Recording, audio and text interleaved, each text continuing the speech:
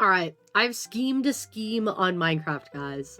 It might sound far-fetched, but I promise it's great. I'm going to make a Pokemon trivia event with codes, questions, and a scavenger hunt. I know it sounds like a lot, but I'll slowly explain it all. First comes to first, though, I need to get materials. You see, I'm going to build every Pokemon used in this event in Minecraft.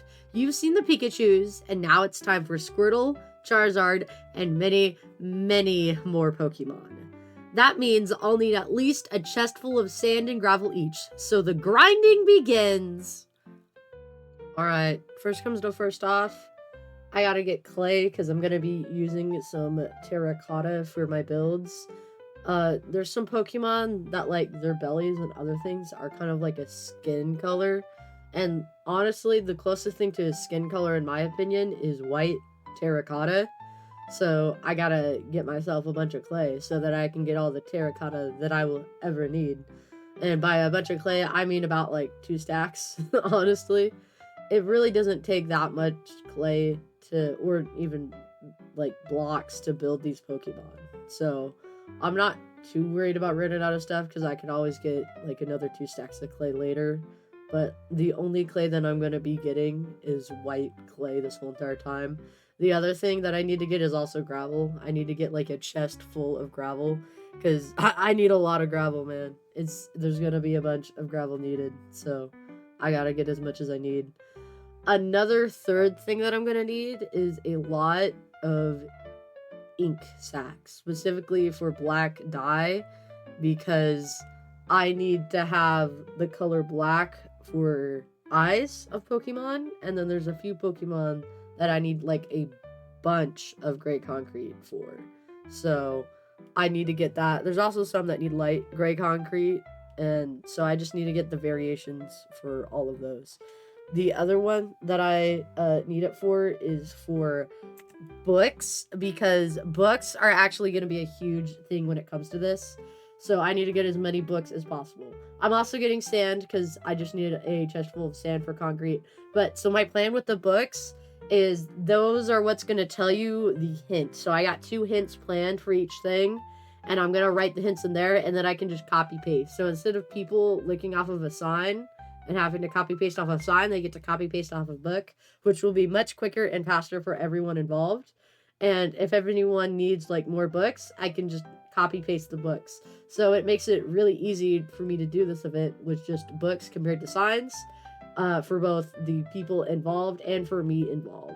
So I'm really excited about this. I haven't used books a lot. It took me a few tries to figure out the books, but it was pretty simple overall. So there you go with that part. But besides that, I just gotta fill my chest full of sand. Gotta go back and forth between my house because my inventory gets full before I get all the sand I need. And I didn't have a lot of footage of me getting gravel because it was underwater, and it was kind of difficult to get the gravel that way, but it's easier to show me getting the sand this way. So there you go. Alright, now that I've got the sand and gravel, I gotta figure out what colors I need for concrete. I'm going to split building all the Pokemon into 4 videos, with 3 Pokemon each video, with 1 video only having 2 Pokemon, because I gotta restock my materials at some point, man. Anyway, I'm starting off with building Squirtle Squad Squirtle, Jigglypuff, and Eevee. Thankfully, I got the brown dye covered with setting up that jungle area from last time for cocoa beans. The rest is just using up all my lapis from caves and turning my farm waste into bone meal. Then it's just build a very, very, very tall tower to then just fall down and then mine for a very long period of time. After that, I can travel to my Pokemon spots. It took me quite a while of traveling, and I don't want to show all of that because it's just me boating around the world looking for different biomes. Anyway, I start building my first Pokemon, Eevee. So the great thing about building Eevee is I've done it more than once before. It has been a while since I have made Eevee, but what's good is like all of it's based off each other. So I got about 4 evolutions that I'm building total in this set. So starting off with the original Eevee is going to make it pretty easy for me to build everything else in the future. I do have this sped up because it took me a while and things, so I have this on 300. That's probably the fastest I'm gonna have any Pokemon build sped up. The great thing with Pokemon is I kind of just look at the picture and then I build based off of that. So starting off, it was just 2s and then it goes to 4s on the pattern. And I kind of like that, you know, the little feet makes it look cute. I did have a hard time with the main though. That was a little difficult to figure out like where it goes up and down and stuff. And a lot of the times I just make up something in the back because you don't really get to see it based off of the picture. And I don't have the instruction manual because I lost it. Now, I have bought all of these Pokemon before, but it's in Lego, and I don't have them pulled off that I can just go look at them instantly. So I look at the pictures of the promotional material, and then I build based off of that picture, and I'm just counting one cube after the other. So it might seem a little sporadic in what I'm doing, or if I just look at it for a really long time, or at the different angles, that's just me figuring out where did I get off on building this. Because as you see, I got off on my left side of the Eevee as compared to my right side. So I had to go back and fix that and make sure it looked the same on each side. Because they do a pattern where it's just pretty much symmetrical. It's not asymmetrical, which makes life really easy because of that. So I just gotta fix everything. Now, when you don't see the bottoms, it kind of looks funky when I just fill in random parts, but I mean, it is what it is. I'm trying to make things work here. Now, if you wonder why the main of it's going so far in, the Eevee build here kind of has the face connected to the main, so it kind of goes one in one with it. That's why like the face doesn't really poke out as much as it would normally because of that. But I think it looks really cute that way still, so I'm not gonna like complain too much about it, you know? But I mean, they have it poke up like 1 block, but normally it's like 3 blocks and the head pokes out, so. But anyway, it is what it is. Of course, I'm doing the face now and getting the face built to the point that I need it to be made, because I mean, Eevee's pretty awesome that way. Now, hold up. Now, the reason why I picked an Aceta biome is because, like, I already had Mimikyu, who I've built before at a plains biome, so I couldn't build Eevee also in a plains biome. My plan with this is there's going to be a different biome per Pokemon. So, like, Squirtle would be in an ocean, Jigglypuff is in an old growth birch forest, because I feel like that's where Jigglypuff would be. You know, I got Charizard in the mountains. And it took me a long time to find all of these different biomes to do based on the Pokemon that I'm building them with. Because first of all, it's like a limited server. So I was I was really adventuring corner to corner, honestly, trying to find every single one. And it took a lot, man. I'm gonna be honest. It was really tiring, to be honest. I got really tired from doing all of it. But the good thing about it is I was able to find all the biomes. But I literally traveled like probably 10,000 blocks. It's a pretty short thing, even with 2K. But because I'm going from corner to corner and adventuring that way, I had a really tough time finding everything that I needed to find because of that. In fact, I had to make a compromise on my taiga because I couldn't find a taiga for the life of me. And that was really lame because I really needed a taiga, but the taiga didn't exist, so I had to compromise with a spruce forest, and I'm just hoping people are going to be smart enough to find out that the taiga is just a spruce forest because I'm too lazy to change my hints that I've already like coded. So I really hope that there's not going to be much of an issue with that. Because I just couldn't find a taiga for the life of me. A taiga does not exist on this server. You know, we got Aceta biomes galore, but no taigas at all. And oh my gosh, it took me like 3 hours to find all the biomes I needed. And like, it's not as diverse as I wanted it to amongst the different coordinates. But I can't predict where the next biome is gonna be. Like, I can't just know where biomes are. In fact, I had to ask some people to be like, do you know where this biome is? Because I just couldn't find it for the life of me. And like, I had to specifically like swap out some biomes for a different biome area that maybe might not look as cool, but because it's on a different coordinate plane, because I gotta make it difficult for the scavenger hunt. Because that's what I'm making with the scavenger hunt. The scavenger hunt is you gotta go across the land and find all the different biomes that the Pokemon is hiding in, basically. So there's a lot of Aceta biomes, so people are probably gonna have a difficult time finding Eevee. And then, you know, they might have an easier time though when you're looking for Jolteon, because Jolteon is in a taiga biome and there's only so many spruce biomes on the server that you can go to. So that part would be pretty easy to go and find. So I was pretty burnt out though after finding all these biomes that like I had to take like a day or two away because I spent so much time finding the biomes. But I will say that it was worth it because I got a good amount of biomes found, so that was pretty nice. Going back to Eevee, I'm kind of just making up a little bit on what the tail looks like. I'm trying to follow the thing, but it doesn't really show me much on like what the tail looks like. So like on this part where I'm connecting it to the brown, that is just me making stuff up. Now that I have Eevee built though completely, there's one thing I gotta add.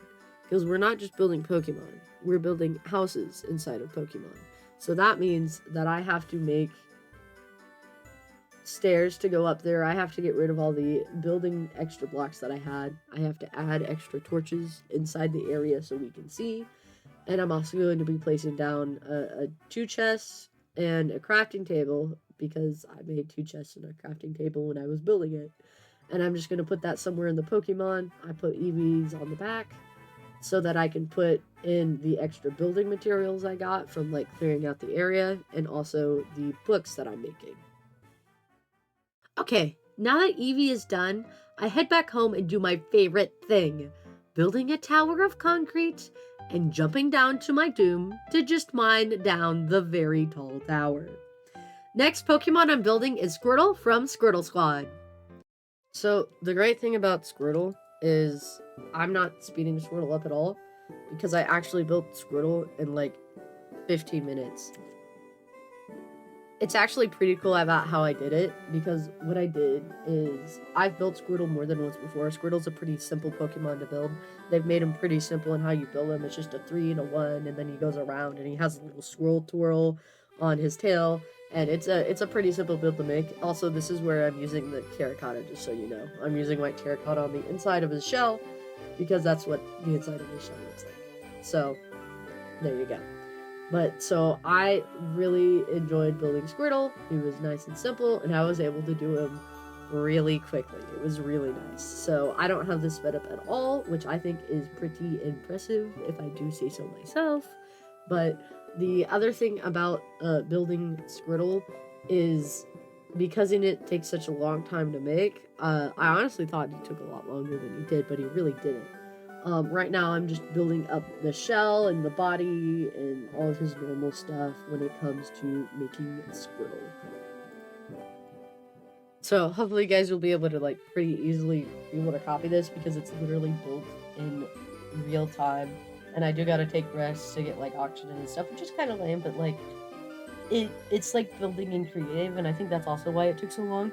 Like it took so quickly because I'm literally just like building a Squirtle in creative. I can literally like flit around. I don't really have to place extra blocks that much, and I'm just like, like I don't have to build based off of Squirtle. I can just kind of build up and around and get it all done. So I think that's a really cool part of it. The other thing is, I want to talk to you about my questions. So I've made questions for all of the Pokemon that I've made, alright? So, like, a good example of a question, right, is who is the NaCl2 Pokemon, right? Now, if you don't know what that means, that is the chemical compound that is salt, alright? That is the scientific word for salt based off of the periodic table. So, table salt, right? So what's a Pokemon made of salt? Who is the salt Pokemon? Well, if you go search that up on Google, it is Garnackle, the salt Pokemon, which is like from the most recent generation, right? I like to call him the Minecraft Pokemon because he's not blocky, but he's technically the salt Pokemon. So, that is kind of how I do these questions, where it's kind of like stuff you kind of know or should know, and like you got to search it up a little bit to figure it out, but it's pretty easy to solve once you do it. So for this Squirtle, for example, I'm making him a Squirtle Squad Squirtle because one of my questions is going to be based off of the Squirtle Squad. Now, obviously, I'm not going to tell you the real question because I got to make other people figure that one out first. But for example, right, Squirtle Squad, what Pokemon group becomes fire hiders to a town in Pokemon, right? Now, obviously, this is based off of the anime, and if you've ever watched that to the full, they become the official firefighters of the town, Squirtle Squad does, because they saved them from the fire that Team Rocket created from throwing literal bombs at them. I don't remember Team Rocket throwing literal bombs at them, but apparently they did, and so that would be a good thing. Now, you might have to search it up to be like, oh, what is that? And Google will pretty much instantly tell you Squirtle Squad. So now you know you're looking for a Squirtle. And then, then I give them the thing for the biome. So, a hint for the biome would be, right, a place so vast you can't see any land, right? And that's obviously an ocean, right? So, pretty simple stuff. Another thing about this is I didn't do anything in the nether because I don't like building in the nether. I'm a little weak when it comes to that type of stuff. So I didn't make anything in the nether. It's all overworld. It's meant to be overworld because if you go into the nether, you can just portal around everywhere and find everything. So I purposely didn't come to the nether, and there's no nether portals near any of these guys. So it's going to be difficult on the scavenger hunt part. And so the question part, though, is to help you with the scavenger hunt. So the question part will tell you what Pokemon you're looking for to know if you're looking for a giant blue blob or a yellow blob or a brown blob or a pink blob. And then also what biome you're trying to look for them in. So, every time they come to an ocean biome, they're like, all right, now I got to keep an eye out for a Squirtle so that I can find my next hint to the next order. The other thing with this is you can do it out of order. So if you find Pokemon, you get your hint, and then you can go to that next hint. So how I'm scheduling it, right, is the questions tell you the order of the Pokemon. And that's part of how you are going to win the quest. Is you have to tell me, first of all, you have to take a screenshot with every Pokemon to prove that you actually went there and found it. And then secondly, you have to get and tell me the order of every single Pokemon. So obviously I'm going to have this start at Mimikyu because that's where Mimikyu is at spawn, and then it'll go to the next Pokemon and next Pokemon. But you could start off at Squirtle if you find Squirtle first, and then you go to the next Pokemon based off of Squirtle. Now, you're going to be missing 4 or 5 Pokemon before that, but you'll have that screenshot. So you can do it out of order. Now, you will have to reorganize it and try and figure out what order it's supposed to be, though. But that's pretty easy based on the questions, you know? You know that whoever you got that hint from for Squirtle will be the next Pokemon. So, based on the hits, it goes in orders based on that. So, everyone's told Mimikyu starts off. Say Mimikyu gave you the Squirtle Squad question. Squirtle is now number 2. Alright? Squirtle gives you a hint, you go to the next one, and it gave you to Jigglypuff. And it just goes on and on and on. Obviously, that's not the order I'm doing it in, because, well, I don't want to reveal to you everything yet. I still gotta host the event, so... as I say when I've only built 2 Pokemon so far. But that's how you do Squirtle. Let me rephrase that. That's how you do your questions. That's how I do my questions. Now, with Squirtle, his head did poke out a bit, which is kind of lame, but it is what it is. I'm trying to figure out right now how the tail works, and I kind of just had to make up something for the tail because it didn't really show me much, and I specifically went help with the shell, because you still gotta build the shell for Squirtle. I mean, he's got the white and the brown, and I had it kind of go up this way as a thing. I made it work, right, with this, but it was a little difficult figuring it out, and I was off a block on this left side again. I keep getting off a block on the left side, and I realized that after a second, and I gotta undo it and redo it. But, that happens in building. You get off a block, and then you gotta redo it.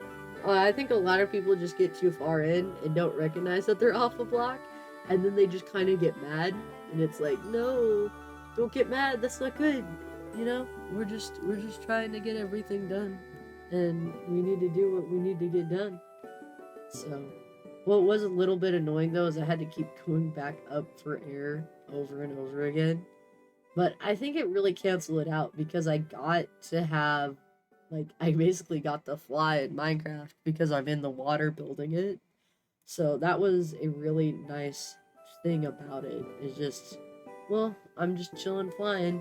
Now I didn't really do much for the tail. You know, I kind of just let it be. I really like the sunglasses I made. I know they're not in the specific pattern of Squirtle Squad, but just the fact that he's got sunglasses means he's a part of Squirtle Squad, you know? Maybe he's on an off-brand part of Squirtle Squad, you know? He's on a different branch of Squirtle Squad compared to the other Squirtles that we saw there. At least we'll say that, right?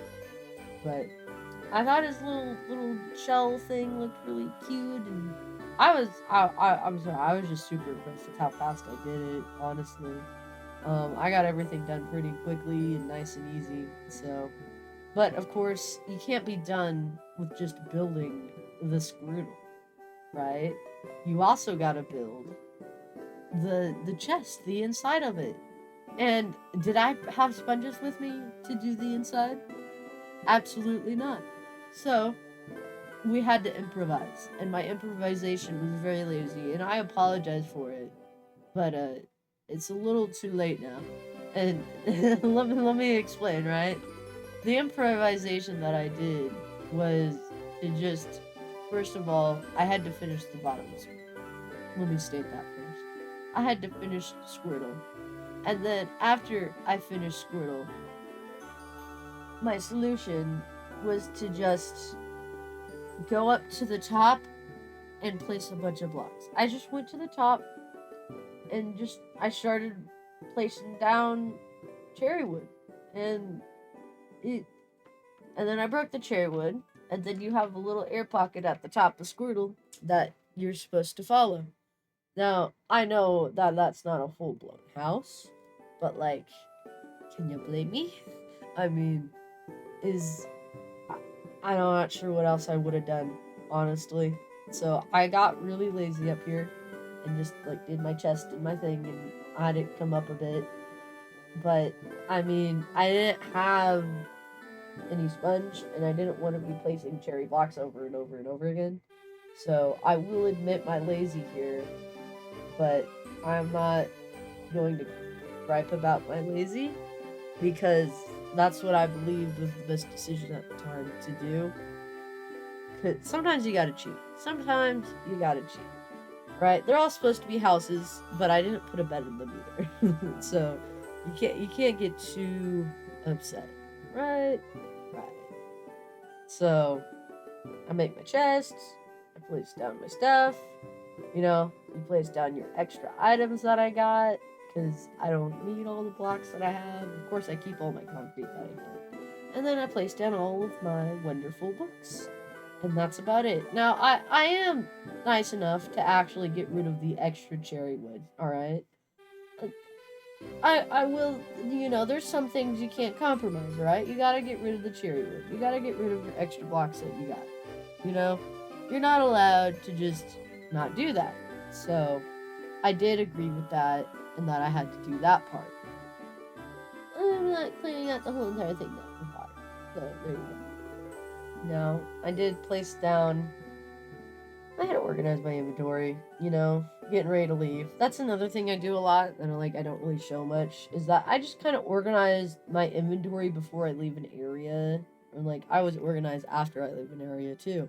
So, that's the thing I don't show a lot, is just me organizing my stuff, getting ready to leave. I kind of like to enjoy the Pokemon a bit, kind of, look around him and be like, yeah, I did a good job here, and stuff like that. I also, that's when I rotate to different music or something, or listen to something else. But you look at him, you appreciate him, and then you start heading back home, because I gotta get back. He's done. It was easier for me to build in the water, but I'm not so sure for you guys. It is what it is, though. I'm heading back to do the ultimate task. Building into the heavens with pink concrete to jump down back to Earth. I then spend my time tearing down my Tower of Mischief. I honestly think I got so much pink concrete from that tower that I am scarred from this. Like, just looking at pink concrete triggers that memory for me now. Alright, it's not just pink concrete that triggered it, alright? It was the fact that I had to go back more than once and get pink concrete, and you'll see why soon. Alright, Jigglypuff I based it off of a different brand of Pokemon, alright? And that was a bit of a bad decision for me, I think, because he was a lot bigger and more rotund than the other Pokemon I typically get. And I could have probably adjusted it more to make it to where he wasn't as big. But I wanted to there was a specific thing they did with the mouth and eyes that I thought was really cute that I kind of just had to do. The issue is it used a lot of pink concrete, and I think that's what I remember more, if anything else, is just the fact of how much pink concrete I used to make this Jigglypuff. I think that's the part that scarred me the most, is just the amount, honestly. Now, obviously, the basis of a Jigglypuff is just a circle. That's all a Jigglypuff is just a giant, rotund circle. The question is, how far out are you taking that circle? And I had a little bit of a difficult time figuring that out at the beginning. And that's why I built up the front. So if I'm ever having a hard time figuring anything out, I build it on the front first to then build it in the back later. And so I started this off, right? And I'm trying to finish up the circle and make it go around in a full circle. And, you know, okay, it's okay. And then you know, you gotta build up the next level of the Pokemon to figure out the things you need to do. And it was very repetitive, I think was the other thing. It was just very, very repetitive. Now, another thing I am doing with this trivia event is that I am making codes. I'm making a bunch of codes. So, we've talked about the hints and how the hints are going to work. But another thing that I'm going to be making are the codes. So, how the codes are going to work is I'm going to use a Caesar cipher on literally everything. So, the first one, I don't really need to use a Caesar cipher, so I just turn it into binary, and they got to transfer the binary code. The second one, right, I got to shift the Caesar cipher by 2. So maybe the second one, I just do a bare bones Caesar cipher so that they understand that Caesar ciphers are happening. And then, like, on the third one, right, the Caesar cipher is then going to transition, I guess is a good word to say. And so you change the Caesar cipher by 2, and now we are also going to put on a not binary numeric code. Okay, so you have to decode the numeric code to get a new set of levers to then transfer it by 3 on the Caesar cipher. All right, so it's just going to keep building up and up and up like that. And it also tells you what order the Pokemon are. So even if you can't solve the order, the Caesar cipher is going to tell you what order the Pokemon are in. So if you have to move something by 8, that's number 8 on the Pokemon level. So if people are really bad at figuring out the questions and like not being able to do it, the decoding of the hints are what's going to tell you what it is. Now, if you're not sure what a Caesar cipher is, all it does is shift the letters by 1, right? So it's shifting your letters. So instead of A being A is now B is now C is now D, and it goes on and on and on. And you can shift this all the way to like 26, all right? It's like you can shift it, everything around, you know, A is now Z, or A is now Y, all right? So you can do 100% shifting around, and it's pretty simple and easy to do because of that, all right? Now, I'm not that willing to be simple and easy, which is why I added on that I'm also going to do like a numeric code, which switches letters for numbers. So A is 1, B is 2, C is 3. Okay, that's what a numeric code does. So when you shift the Caesar cipher by like, say 6, and then you do the numeric code, well, number 1 is the 6th letter of the alphabet, all right? And it's basically 2 codes in 1, which is why you have to decode the numbers first to then do the other one. I don't feel like that's too complicated, but it might be a little too complicated. I'm not sure. I'm pretty proud about how I thought about it, though, because that way people are always going to know the order, which I really like. Now, for a few of them, I might just do, like, the base decoding of it, you know, because I don't want to make it too complicated, right? And that'll show you, and then it'll show them the order on like how to do things though.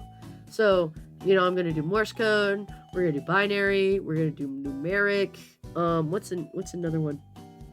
I can't remember the name of it, but you get to substitute like 2 letters, and it kind of creates a code based off of that. It's a very specific code, but I'm basically gonna be doing silly stuff like that where you can kind of like just, if you look at it and if you know about codes, it's pretty easy to solve because you'll just know the code instantly based off of what you have. So that's the plan with that part, and I think that'll be pretty simple for people to figure out and solve, because it's like, come on, it's obvious, it's zeros and ones, obviously binary. If you're seeing a bunch of numbers, obviously numeric. If you see dots and lines, that's gonna be Morse code. So I don't think it'll be too difficult to figure out, but I mean, I'm not sure I have much belief in the people on the server, but I think it'll be pretty easy for them to solve and figure everything out. So I'm pretty excited for that and excited to see how that's going. But that's kind of it when it comes to coding stuff. Now, going back to Jigglypuff for a little bit, I really loved how the mouth went inside, and then I have my, like, the eyes aren't poking out, right? Getting to this head part is where it really became difficult, though. When the circle is enclosing in, that's what became really difficult for me to build, because as I built up more and more and more, I'm realizing this is a lot of pink concrete. I'm going to run out of pink concrete. That is an issue. So I don't do that yet, but I do run out of pink concrete, and it's pretty lame to see it happen. And that just happens when you build them. You're going to run out of the materials you have when you are building things. So sadly, that is a reality of building. That doesn't mean you give up, though. That means you hunker through, go find the building materials you need, and go get more of them. Because if I don't finish this, the trivia election ends here, and I'm not allowed to let that end. All right, I've spent too much time and energy to make the trivia thing happen, so I gotta finish Jigglypuff. But right now I'm just doing the puff of hair on Jigglypuff. I was looking at the mic, and I decided to make it a black mic instead of just pure brown. I was thinking just pure brown at first, but I decided black, and I'm going to regret that later because I'm also going to run out of black concrete, which is kind of lame. So, but I'm getting the puff thing going up, and it looks kind of weird right now because it hasn't enclaved in. So that's it just looks kind of strange right now, but it's okay. You just trust the process. Sometimes you just gotta trust the process of building. It's like cooking, right? You just gotta trust the process sometimes. Does it look great right now? When you plate it on the platter, it looks gourmet. So you just gotta trust the process sometimes with building. And as you can see, it's me curving in. Someone magically appeared. That was rude, but it's just me curving everything in and making it work to have it look that way.